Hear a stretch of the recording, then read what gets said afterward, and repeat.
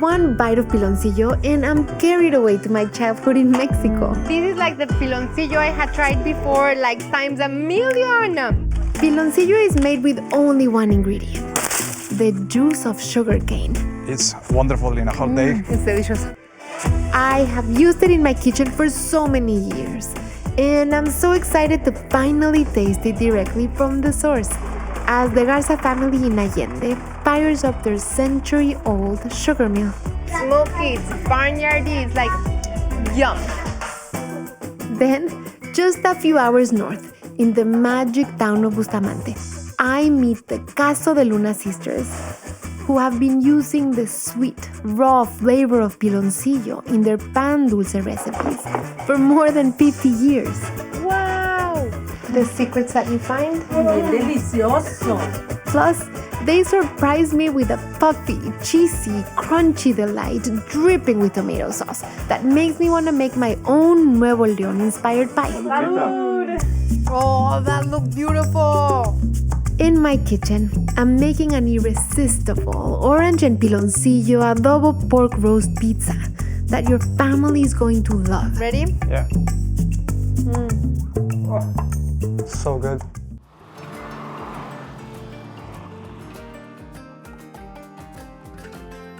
Doesn't stop.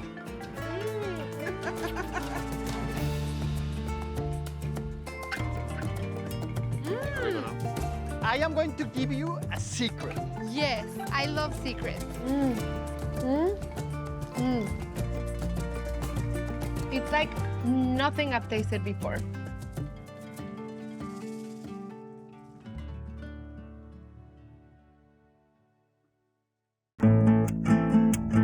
Tucked under Cerro de la Bandera, or the Mountain of the Flag, on the edge of the River Ramos, is the Garza family's vineyard.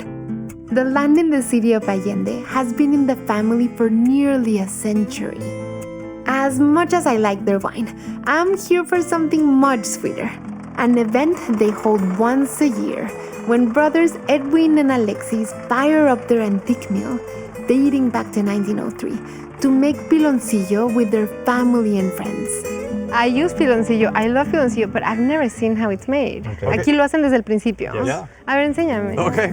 All over Mexico and Latin America, you'll see piloncillo in the shape of small, truncated cones similar to these.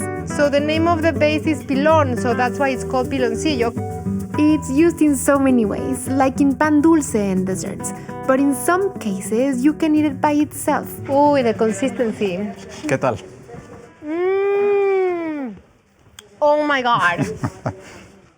This is like the piloncillo I had tried before, like times a million. It's tart, it's sweet, it's grainy, it's a little sour, it's like rustic, it's smoky, it's barnyardy, it's like yum. The process is simple, but not easy. First, it requires a lot of sugarcane. This is a lot of pressure. Okay. Another Ay, one? casi, Almost. casi. That's it. Ay, mira, y aquí se ve el jugo. Perfecto. It's like a sugary water, but it's a little... It's wonderful in a hot day. It's delicious. Next, the cane is grinded to a pulp in the mill, and the sweet, earthy juices are separated and collected. Uy, qué delicia. After the juice has boiled for a few hours, Eso es lo que pasa. Se empieza a formar una estela de azúcar y tal. Lo otro que hace, eso que está. it's time for the fun part. Now I know why the Garzas only do this once a year and invite a lot of people. The meat must be stirred hard and fast for about 20 minutes to get the proper consistency. Sí, Okay. allá. Yes. Y nada más le hago la vuelta así, pero más fuerte. Fuerte. Pero ellos estaban haciendo mucho ruido. No pasa nada. Y el color está tan precioso. Es como color zapote, como el zapote negro. When it gets colder, it gets a lot heavier. Ah, so as it cools down, it's harder to stir. So that's a little secret. Okay. Ah, mira. It's hard to imagine that a plant, some heat, and strong friends are all you need for this magical rustic treat as natural as Mexican sunshine. This is such a huge amount of indulging. It's insane. So good. Me voy a llevar unos a mi casa.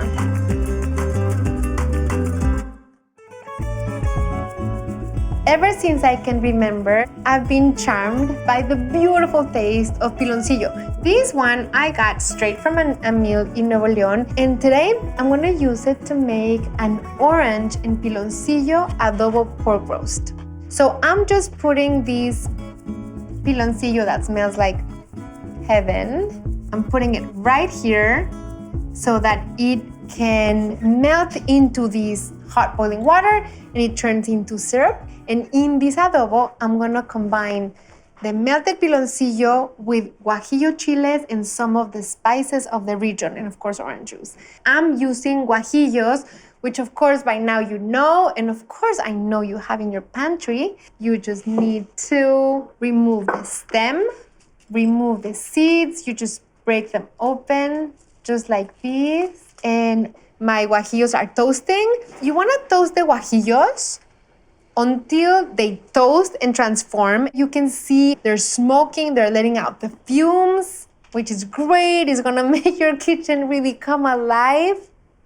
And we're gonna let these chiles cook in the water, rehydrate and simmer for about 8 to 10 minutes, just until they completely soften. And once the piloncillo fully dilutes into the water, I can turn it off. And I wish you could smell the sweet tang from the piloncillo syrup. You can see the color. Okay, we're gonna set this aside so it cools a little. And I'm gonna get my pork ready. Here I have a 10-pounder. It's what it's called a pork picnic shoulder, which means that it comes with the bone and with the skin. And every part of it is gonna be so delicious. So the skin and the fat that's over the meat, it's actually like your pork belly or like a thick bacon or what we use in Mexico to make chicharrón. To get it ready for the adobo, I'm gonna score it. And I wanna cut through the skin and the fat, but I don't wanna score the meat because if not, it will dry. I cut it into the fat. Okay, now I made my lines vertically and now I'm gonna go horizontally. So I finished scoring the skin and the fat of my pork picnic shoulder and I'm gonna tuck it in here. And I preheated my oven at 450. Okay, let's make the adobo. I am using, of course, all of the guajillo chiles that I just rehydrated. Then I'm gonna pour about a couple cups of the cooking liquid in here. Then I'm gonna pour my piloncillo syrup in here, which is a thing of beauty. Just look at the color. I'm adding orange juice. And I'm adding coarsely chopped white onion, 4 cloves of garlic, peeled and raw, about 8 to 10 whole cloves, but I'm removing the stem because the stem is too hard and too bitter. You can just crumble. And then I'm adding about a half a teaspoon of allspice peppercorns, which in Mexico they go by pimienta gorda, so cute and round and chubby. Half a teaspoon of black peppercorns, a teaspoon of coriander seeds, a teaspoon of dried oregano. Looks so pretty from where I'm looking at it. And then a teaspoon of cumin seeds and a tablespoon of salt, which is 3 teaspoons. It's gonna work so well together. And now I'm gonna puree until completely smooth.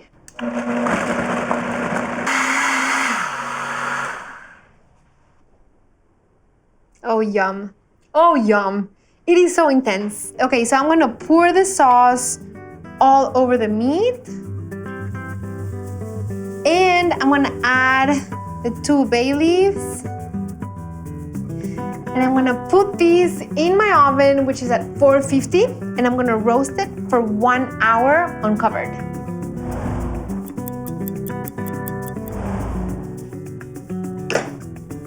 Okay, this is gonna be the first flip of my orange and piloncillo adobo pork roast, and it looks so beautiful. Now, the top super crisped, and this is why I wanted to score it so that all of the adobo goes inside of the meat and the fat from under the skin starts rendering, and so you get that pork belly kind of a thing.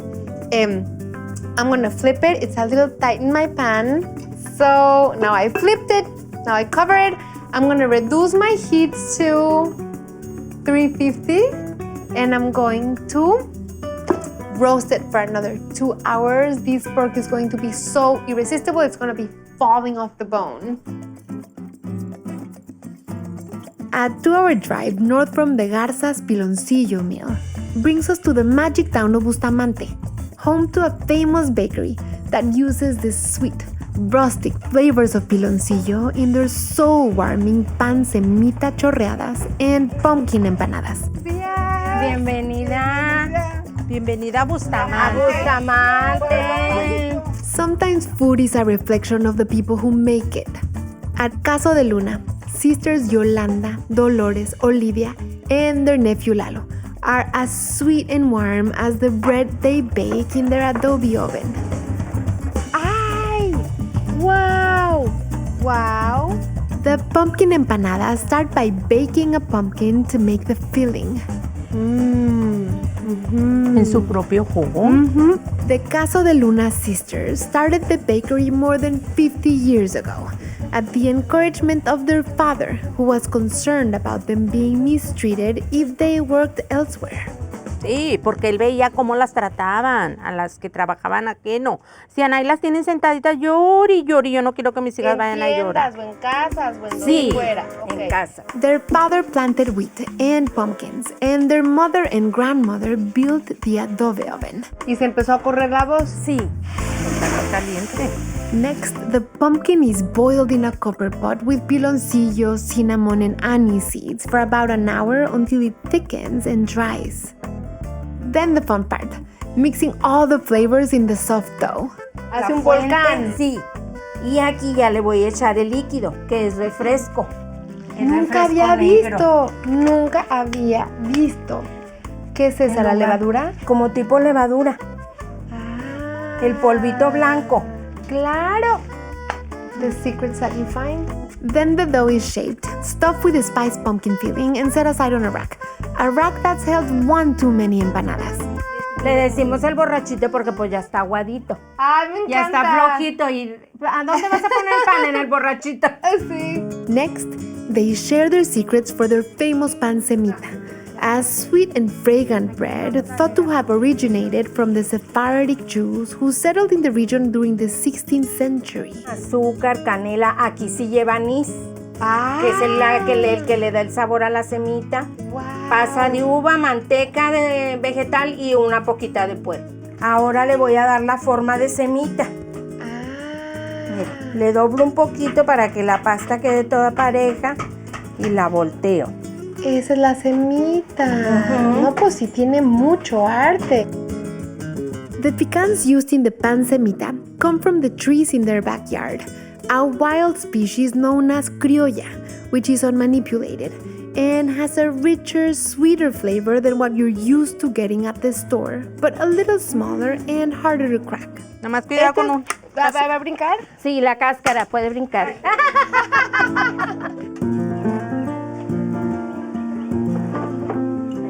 ¿Cuál vamos a probar primero? Lo que gusten. ¿Qué me recomiendan? Si quieren la semita. Está crujientita y truena. Y adentro está tan suavecita. Bien suave.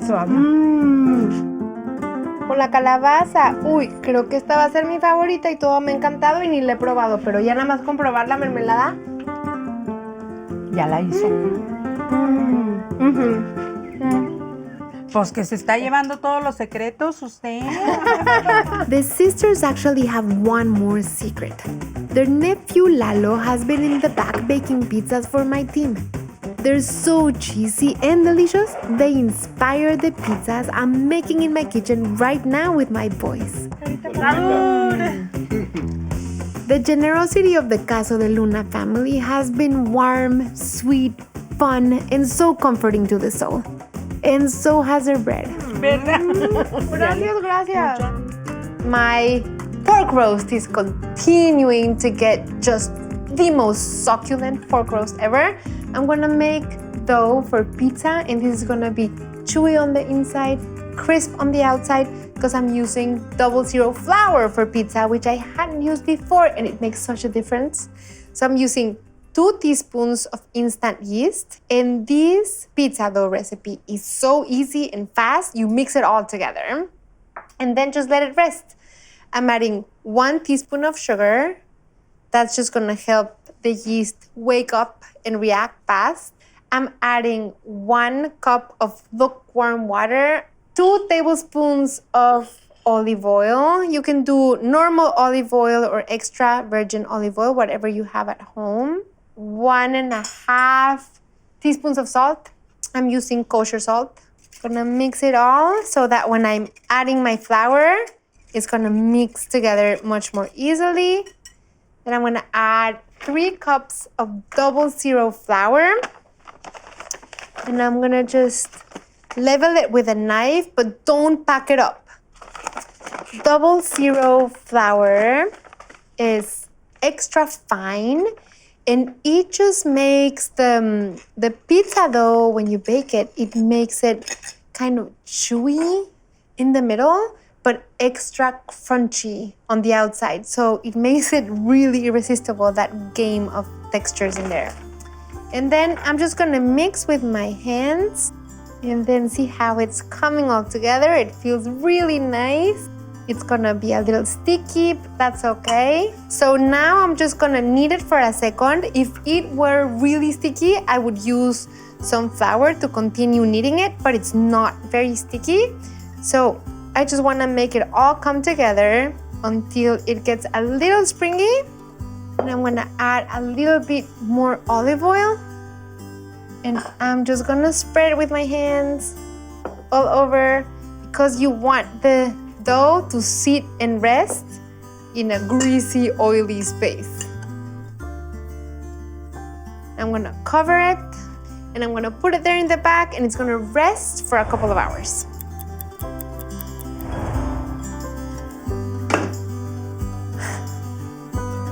I said it was a 10-pounder. It's a 10-pounder.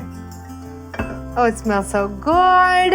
It's final and last flip, and we want every piece of this roast to be like ridiculously irresistible.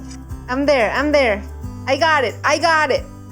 Putting the lid one more time, and it's going in the oven for its final cooking. 2 more hours, and it puffed. So delicious. Splitting it into 2, kind of wrap it around itself and let it rest. Now we have 2. It's gonna be a half hour. I'm gonna wait for my pork roast, and then I'm gonna make my pizza sauce.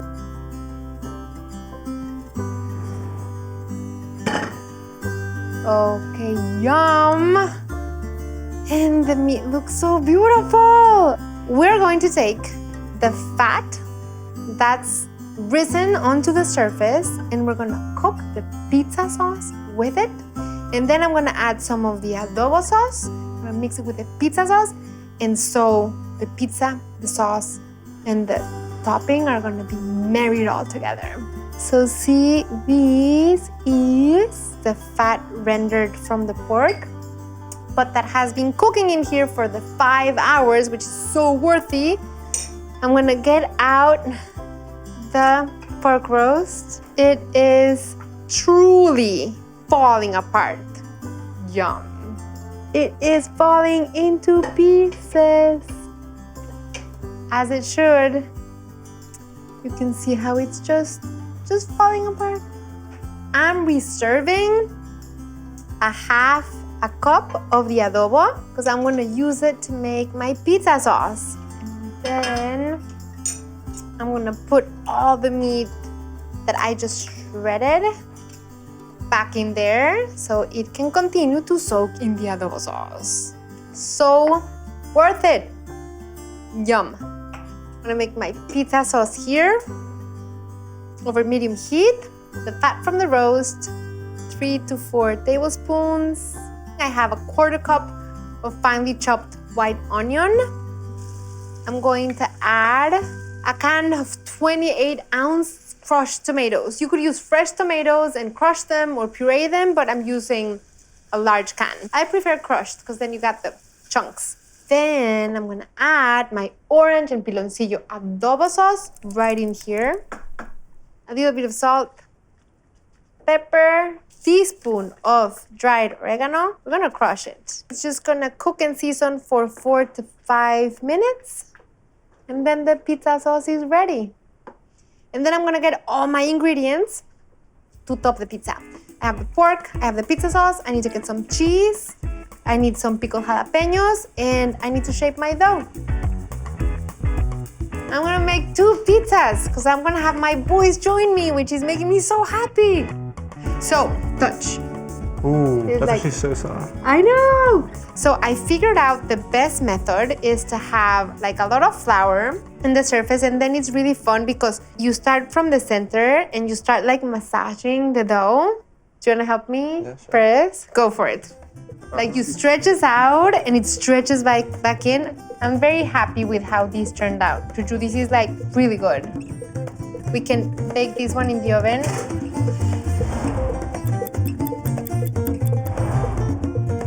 Oh, that's beautiful. Perfect. To make the pizza, we have the pizza dough, we have the pizza sauce with the adobo sauce, we have the piloncillo pork roast. Tengo Oaxaca cheese that I shredded. Tengo cotija cheese. I have some here, but I have some more here.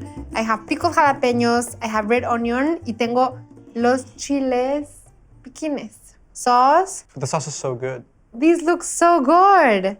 What do you think? Enough cheese? I think that looks good. Yeah? Right. Yeah. Oh, that looks so good. Before you continue adding the pork, do you want to try a piece? I want to try this. Yeah, I want to try. You want to put some right here? Oh, no. Ah, Alan! No, it's so good. So soft. They both look yum. Let's put them in the oven. let's do it.